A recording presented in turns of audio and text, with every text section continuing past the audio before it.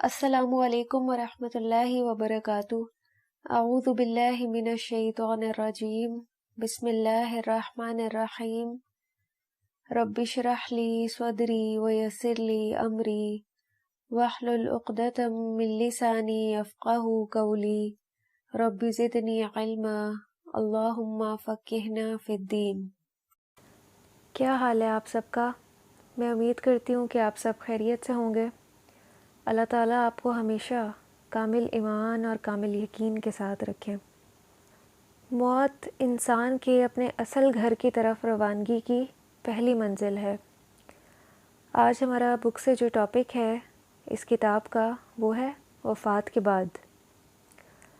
تو دنیا میں رہتے ہوئے ایک خالص اور سچا مومن، اس کی کیا خواہش ہوتی ہے کہ اس کا ہر قول، عمل اور طرز زندگی اللہ تعالیٰ کے حکم کے مطابق ہو اور نبی صلی اللہ علیہ وسلم کی سنت کے موافق ہو۔ تو اس کے چلے جانے کے بعد، اس دنیا سے چلے جانے کے بعد، اس کے لواحقین کی بھی یہ ذمہ داری ہونی چاہیے کہ اس کی جو آخری رسومات ہیں وہ بھی اسی طرح شرعی طریقے سے پوری ہوں اور وہ ان کو سنت کے مطابق پورا کرنے کی کوشش کریں۔ تو ایسے موقع پہ جب ہمارا کوئی بہت قریبی اس دنیا سے چلا گیا ہو تو کیا کرنا چاہیے؟ مندرجہ ذیل کچھ اہم کام کرنے چاہیے۔ جو ہو گیا اس کو اللہ کی تقدیر اور رضا سمجھ کے قبول کر لینا چاہیے، اور پھر وقت ضائع کرنے کی بجائے اور جو ہو چکا اس کی تحقیق اور کھوج میں وقت لگانے کی بجائے کچھ اہم کام ہے جو اس موقع پہ بہت ضروری ہوتے ہیں۔ اس میں سب سے پہلا کام یہ کہ اگر میت کی آنکھیں کھلی رہ گئی ہیں تو ان آنکھوں کو فوراً بند کر دیا جائے۔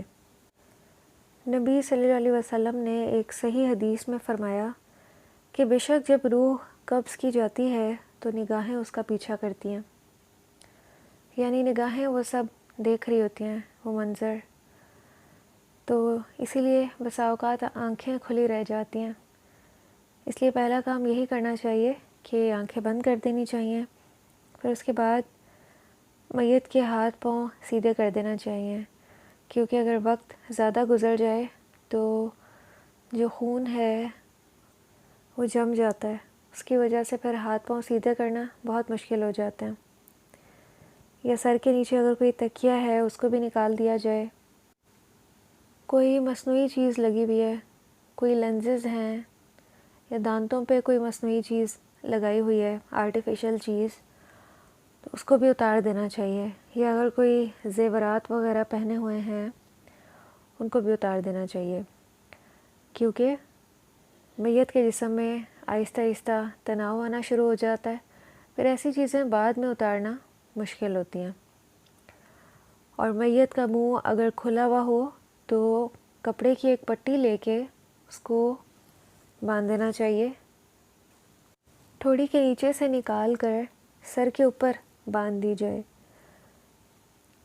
لیکن پھر یہ ہے کہ غسل کے وقت وہ پٹیاں کھول دی جائیں گی، اور پھر اس کے بعد میت کو کسی چادر سے ڈھانپ دیا جائے۔ نبی صلی اللہ علیہ وسلم کی بھی جب وفات ہوئی تھی تو آپ کو بھی ایک چادر سے ڈھانپ دیا گیا تھا۔ اگر حادثے کی وجہ سے کوئی بھی اثرات جسم پہ ہوں تو اس چادر کی وجہ سے وہ چھپ جاتے ہیں، آنے والوں کی نظروں سے اوجھل ہو جاتے ہیں۔ تو اس لیے آنے والوں کے لیے بھی اگر میت کے جسم پہ کوئی حادثے کے نشانات ہوں یا کوئی اور ایسا تغیر دیکھیں تو دوسرے لوگوں کو بار بار وہ چادر نہ اتارنے دیں، میت کو چادر سے ڈھانپا رہنے دیں۔ قریبی رشتہ داروں کو یا قریبی پڑوسیوں کو فوراً اطلاع دینی چاہیے، کیونکہ ممکن ہے کہ وہ تجہیز و تکفین میں اور میت کے جو اور کام ہیں ان میں مدد کر سکیں، اس لیے ان کو فوراً اطلاع دینی چاہیے۔ ایک اور اہم کام یہ کہ ایسے موقع پہ حاجت کے نفل بھی پڑھنے چاہیے، چاہے کم از کم 2 رکعت ہی پڑھ لیے جائیں، اور اس کی نیت یہ ہو کہ یہ جو غیر متوقع صدمہ ہے اس کو برداشت کرنے کے لیے اللہ تعالیٰ صبر دیں اور ہمت کی توفیق دیں، کہ اللہ تعالیٰ دل باندھ دیں، وہ چیز آسان ہو جائے، دل اس کو قبول کر لے۔ پھر اسی طرح میت نے اگر وصیت لکھ رکھی تھی تو جلد از جلد اس کو پڑھ لینا چاہیے۔ ہو سکتا ہے کہ کوئی بر وقت کرنے والا کام اس نے لکھا ہوا ہو، تو اس طرح سے وہ اس کی خواہش کے مطابق ہو جائے گا۔ مثلاً اس نے اپنے بچوں میں سے کسی خاص بچے سے غسل کرانے کی تمنا کی ہو، یا نماز جنازہ کی امامت کے لیے اس نے اپنے کسی دیندار بھائی یا دوست سے درخواست کی ہو، یا اس نے اپنے گھر والوں یا خاندان والوں کو اس موقع پر غیر شرعی رسموں سے منع کیا ہو، تو میت کی جو وصیت ہے اس کو فوراً پڑھ لینا چاہیے۔ پھر اسی طرح عزیز و اقارب جب بر وقت پہنچنا شروع ہو جائیں تو دفنانے کی جگہ اور نماز جنازہ کا جو وقت ہے اس کو باہمی مشورے سے متعین کر لیں۔ لیکن دور دراز کے رشتہ داروں کے انتظار میں بہت زیادہ تاخیر نہیں کرنی چاہیے، یا سرد خانے میں ڈلوانے کی بجائے جلد دفنانے کے انتظامات کرنے چاہیے، کیونکہ جو سرد خانے کا پروسیجر ہوتا ہے وہ بہت تکلیف دہ ہوتا ہے، اس کو میت کو اس سے تکلیف پہنچتی ہے۔ کوشش کریں کہ جس علاقے میں وفات ہوئی ہے وہیں پہ ہی اس کو دفن کر دیا جائے۔ ہمارے ہاں کیا ہوتا ہے کہ اگر باہر کے ملک ہے تو اس کو پھر واپس لانے کی کوشش کی جاتی ہے، اور اس کا مقصد یہی ہوتا ہے کہ آخری بار ہم منہ دیکھ لیں، اور اس کے لیے اتنی مشقت اٹھانی پڑتی ہے، گھر والوں کو بھی اسی طرح میت کو بھی تکلیف کا سامنا کرنا پڑتا ہے، تو اس سے بہرحال بچنا چاہیے۔ باہر کے ملکوں میں سرد خانوں میں ڈیڈ باڈیز کے اوپر جو پروسیجر یوز کیا جاتا ہے ان کو پریزرو رکھنے کے لیے، محفوظ رکھنے کے لیے، اس پروسیجر کو ایمبالمنگ ٹیکنیک کہا جاتا ہے۔ اس میں ہوتا یہ ہے کہ پہلے تو ڈیڈ باڈی کو بالکل انڈریس کیا جاتا ہے، لباس اتار دیا جاتا ہے، پھر باڈی کے کچھ حصوں پہ ڈرل کے ذریعے سے سوراخ کیے جاتے ہیں، اور باڈی میں پھر فلوئڈز ڈالے جاتے ہیں، 9 سے 10 لیٹر یا 2 گیلنز۔ وہ فلوئڈز کیا ہوتے ہیں؟ پانی ہوتا ہے اور مختلف طرح کے کیمیکلز ہوتے ہیں جو ڈیڈ باڈی کو خراب ہونے سے بچاتے ہیں۔ اور ہمیں احادیث سے بھی پتہ چلتا ہے کہ مردے کو بھی تکلیف ہوتی ہے۔ ایک صحیح حدیث میں ہے کہ مردے کو جس جگہ پہ لٹایا جاتا ہے تو وہاں پہ چیک کر لینا چاہیے کہ جس چارپائی پہ یا تختے پہ وہ لیٹا ہوا ہے کوئی نوکیلی چیز نہ ہو، تو اس سے یہ ظاہر ہوتا ہے کہ مردے کو بھی تکلیف ہوتی ہے۔ تو یہ جو پروسیجر ہے یہ بہت ہی تکلیف دہ ہے، ہمیں اس کو سمجھنا چاہیے اور اس سے پوری طرح سے بچنے کی کوشش کرنی چاہیے۔ اسی لیے پسندیدہ یہی ہے کہ جہاں پہ ڈیتھ ہو وہیں پہ ہی دفن کر دینا چاہیے، اور اتنے پیسے لگا کہ اس ڈیڈ باڈی کو بھی تکلیف کا سامنا کرنا پڑے، یہ چیزیں بالکل بھی پسندیدہ نہیں ہیں، تو ہمیں اس سے بچنا ہے۔ پھر میت کی مغفرت کے لیے خود بھی دعا کریں اور باقی رشتہ داروں اور عزیز و اقارب کو بھی ایسے موقع پہ یہی تاکید کریں کہ مغفرت کی دعا کریں۔ مغفرت کی دعاؤں کے کارڈز ہوتے ہیں وہ اپنے پاس ہر وقت رکھا کریں موجود گھر میں، ہمیں نہیں پتہ کب ہمیں ایسے ہی کسی سچویشن کا سامنا کرنا پڑے، تو چلیں پھر ہم اس کو بر وقت استعمال کر سکتے ہیں۔ میت کی مغفرت کی جو مسنون دعائیں ہیں مرد کے لیے بھی اور عورت کے لیے بھی، وہ ہمارے پاس فوٹو کاپی میں پڑی ہونی چاہیے، تو ایسے موقع پہ گھر میں موجود جو لوگ ہیں ان کو دیا جائے کہ وہ اسے پڑھیں، کیونکہ اس موقع پہ میت کو دعاؤں کی بہت زیادہ ضرورت ہوتی ہے۔ عام طور پہ لوگ کیا گفتگو کر رہے ہوتے ہیں اس وقت میں کہ کیا ہوا تھا، کیسے موت واقع ہوئی، کب ہوئی، ان تمام چیزوں سے بڑھ کے اس وقت میں جو اہم چیز ہے وہ یہ کہ مغفرت کی دعا کی جائے۔ ایسے موقع کے اوپر قریبی رشتہ داروں کا غمزدہ ہونا یا رونا ایک فطری بات ہے، مگر اس موقع پہ چیخنا چلانا اور زبان سے واویلا کرنا یا زبان سے ایسے کلمات ادا کرنا جو اللہ کو پسند نہ ہو، یہ سخت منع ہے۔ اس کی بجائے دعا کی جائے۔ جیسا کہ ابو سلمہ رضی اللہ عنہ کی میت پر گھر والوں میں سے کچھ لوگ چیخنے اور نوحہ کرنے لگے تو نبی صلی اللہ علیہ وسلم نے فرمایا، تم اپنی جانوں کے لیے بھی بھلائی کی دعا کیا کرو، اس لیے کہ فرشتے جو تم کہتے ہو اس پہ آمین کہتے ہیں۔ اس موقع پہ جو بھی دعائیں کی جائیں فرشتے اس پہ آمین کہتے ہیں۔ تو سب سے پہلی چیز یہ کہ مغفرت کی دعائیں کرنی ہیں، اور دوسری چیز یہ کہ مرنے والے کی خوبیوں اور نیکیوں کا تذکرہ کرنا ہے اور اس کی برائیوں کو یاد نہیں کرنا، ان کو اگنور کر دینا ہے، کیونکہ اب تو اس کا معاملہ اللہ کے پاس پہنچ چکا ہے۔ اور نبی صلی اللہ علیہ وسلم نے بھی کیا فرمایا، صحیح بخاری کی ایک حدیث ہے کہ مرنے والوں کو برا نہ کہو، جو کچھ انہوں نے آگے بھیجا تھا وہ تو اس کا بدلہ پا چکے ہیں اللہ کے ہاں۔ اور میت کو بھی پھر کس چیز سے فائدہ پہنچتا ہے کہ جب اس کی خوبیوں کا تذکرہ کیا جائے۔ نبی صلی اللہ علیہ وسلم نے فرمایا کہ جس مسلمان میت پر 2 یا 2 سے زیادہ مسلمان گواہی دیں، یعنی تعریف کریں کہ یہ اچھا آدمی تھا، اس کا اخلاق اچھا تھا اور نبی صلی اللہ علیہ وسلم سے محبت رکھنے والا تھا، تو اللہ تعالیٰ پھر اس گواہی کے نتیجے میں اس میت پر رحم فرماتے ہیں۔ اور جو پڑوسی کی گواہی ہے وہ بہت اہم ہے، کیونکہ باقی جتنے لوگ ہیں ان کے ساتھ اتنا ملنا ملانا نہیں ہوتا جتنا کہ پڑوسیوں کے ساتھ ہوتا ہے۔ تو آپ نے کیا فرمایا، ایک حدیث قدسی ہے کہ جو مسلمان بھی فوت ہو جائے اور 4 قریبی پڑوسی اس کے حق میں بھلائی کی گواہی دیں تو اللہ رب العزت نے فرمایا کہ میں نے تمہاری بات مان لی اور جو تم نہیں جانتے اسے بھی معاف کر دیا۔ اس سے کیا مراد ہے کہ وہ جو 4 پڑوسی اس کے حق میں اچھی گواہی دے رہے ہوتے ہیں تو اللہ تعالیٰ اس کے جواب میں کیا فرماتے ہیں کہ میں نے تمہاری بات مان لی اور اس میت کی وہ کام جو تم نہیں جانتے انہیں بھی پھر میں نے معاف کر دیا۔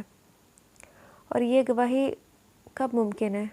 ذرا سوچئے، جب ہم اپنی زندگی میں اپنے پڑوسیوں کے ساتھ حسن اخلاق سے پیش آئیں گے، ان کی ضروریات کا خیال رکھیں گے، ان کے حقوق ادا کریں گے، ان کے ساتھ ہمارے تعلقات اور معاملات اچھے ہوں گے، پھر ہی وہ ہمارے مرنے کے بعد ہمارے حق میں اچھی گواہی دیں گے نا۔ اور جبرائیل علیہ السلام پڑوسیوں کے بارے میں نبی صلی اللہ علیہ وسلم کو اتنی وصیتیں کرتے رہے کہ نبی صلی اللہ علیہ وسلم فرماتے ہیں کہ مجھے خیال ہوا کہ وہ پڑوسی کو وارث ہی بنا دیں گے۔ کیا میت کو بوسہ دینا جائز ہے؟ میت کو بوسہ دینا جائز ہے۔ سیدہ عائشہ رضی اللہ عنہ نے فرمایا کہ نبی صلی اللہ علیہ وسلم نے عثمان بن مظعون رضی اللہ عنہ کی میت کو روتے ہوئے بوسہ دیا تھا، اس طرح کہ آپ کے آنسو حضرت عثمان رضی اللہ عنہ کے چہرے پر گر رہے تھے۔ اسی طرح سیدنا ابو بکر رضی اللہ عنہ بھی نبی صلی اللہ علیہ وسلم کی وفات کے بعد ان کے پاس پہنچے، ان کے چہرہ مبارک سے کپڑا اٹھا کر جھکے اور چہرے پہ بوسہ دیا۔ یہ بھی بخاری کی روایت ہے۔ جو موت کی خبر ہے وہ کس طرح سے دینی چاہیے؟ مرحوم کے رشتہ داروں، دوستوں اور نیک لوگوں کو موت کی خبر یا اطلاع کرنا مسنون ہے تاکہ وہ اس کے جنازے میں حاضر ہو جائیں۔ یہ شرعاً درست اور جائز ہے۔ نبی صلی اللہ علیہ وسلم نے بھی نجاشی کی وفات کی خود اطلاع دی تھی۔ اسی طرح ایک عورت فوت ہوئی جو مسجد نبوی میں جھاڑو دیتی تھی، اور صحابہ کرام رضی اللہ عنہم نے انہیں رات کو دفن کر دیا اور نبی صلی اللہ علیہ وسلم کو اطلاع نہیں دی۔ تو آپ نے پوچھا کہ مجھے کیوں نہیں بتایا گیا؟ تو اس سے کیا پتہ چلتا ہے کہ کسی کی موت کی اطلاع دینا درست اور جائز ہے، نہ ہی منع ہے۔ یہ کیا ہے کہ کسی کی موت کی اطلاع دینا، ساتھ میں اس کی خوبیوں کا بھی اعلان کرنا۔ وہ کس طرح؟ مثلاً اس کے نام کے ساتھ لگا دینا کہ حضرت علامہ، شیخ یا محدث یا فلاں اور فلاں۔ زمانہ جاہلیت میں بھی لوگ جب کسی کی وفات کا اعلان کرتے تو گلیوں بازاروں میں نکل جاتے، ڈھول کی تھاپ پر اس کی وفات کا اعلان کرتے تھے، اور ساتھ ساتھ اس کی خوبیاں بھی بیان کرتے کہ فلاں حضرت صاحب فلاں قبیلے کا چودھری، فلاں قبیلے کا سردار، اس نے یہ کیا، اس نے وہ کیا۔ اس کو کیا کہا جاتا ہے عربی ٹرم میں؟ نعی۔ یہ منع ہے۔ اور اس کو ہم اگر ڈیفائن کریں تو اس کی تعریف کیسے بتائیں گے کہ فضائل و مناقب بیان کرتے ہوئے کسی کی موت کی اطلاع دینا، اور یہ شرعاً منع ہے۔ موت کی خبر سننے والا جب یہ خبر سنے تو اس کو کیا کہنا چاہیے؟ انا للہ و انا الیہ راجعون۔ موت کی خبر سن کر یہ کلمات ادا کرنے چاہیے۔ سیدہ ام سلمہ رضی اللہ عنہ کہتی ہیں کہ نبی صلی اللہ علیہ وسلم نے فرمایا، جب بھی کوئی مسلمان مصیبت کے وقت یہ دعا مانگے جس کا اللہ نے حکم دیا ہے تو اللہ تعالیٰ اس مسلمان کو پہلے سے بھی بہتر بدلہ عطا فرمائیں گے۔ اور وہ دعا کیا ہے؟ انا للہ و انا الیہ راجعون، اللہم اجرنی فی مصیبتی و اخلف لی خیرا منہا، کہ ہم سب اللہ کے لیے ہیں، ہمیں اسی کی طرف پلٹنا ہے۔ یا اللہ مجھے میری مصیبت کے عوض بہتر اجر دیجیے اور اس سے بہتر بدلہ عطا فرمائیے۔ اگر ظالم کافر کے مرنے کی خبر سنی جائے تو اس میں کیا کہنا چاہیے؟ سیدنا ابن مسعود رضی اللہ عنہ سے مروی ہے کہ میں نبی صلی اللہ علیہ وسلم کی خدمت میں حاضر ہوا اور بتایا کہ یا رسول اللہ صلی اللہ علیہ وسلم، دشمن یعنی ابو جہل کو قتل کر دیا گیا ہے۔ تو آپ نے اس کے جواب میں کیا فرمایا کہ الحمدللہ الذی نصر عبدہ وعز دینہ، تعریف اس اللہ کی جس نے اپنے بندے کی مدد کی اور اپنے دین کو غالب کیا۔ آپ بھی اس دعا کو یاد کیجئے، جب بھی آپ کسی ظالم کافر کے مرنے کی خبر سنیں تو اس پہ یہ دعا پڑھیں۔ اور کسی مخالف اور تکلیف دہ شخص کی وفات پر کون سی دعا پڑھنی چاہیے؟ ایک شخص نبی صلی اللہ علیہ وسلم کی خدمت میں حاضر ہوا اور اس نے عرض کیا کہ فلاں پڑوسی اسے تکلیف دیتا ہے، تو آپ نے فرمایا کہ اس کی تکلیف پر صبر کرو اور اپنی تکلیف سے اسے محفوظ رکھو۔ کچھ ہی دنوں بعد اس پڑوسی کا انتقال ہو گیا، تو اس پہ پھر آپ نے کیا پڑھا؟ کفا بالدہر واعظا والموت تفرقا، کہ زمانے کے واقعات عبرت کے لیے کافی ہیں اور موت جدا کرنے والی ہے۔ سب سے آخری بات یہ کہ زندگی ایسے گزارنی چاہیے کہ ہمارے ذمے اللہ کے اور اللہ کے بندوں کے جو بھی حقوق ہیں ہم ان حقوق کو احسن طریقے سے ادا کرنے کی کوشش کریں، کیونکہ موت کے بعد کی جو حسرتیں ہیں ان حسرتوں کا کوئی اندازہ بھی نہیں کر سکتا۔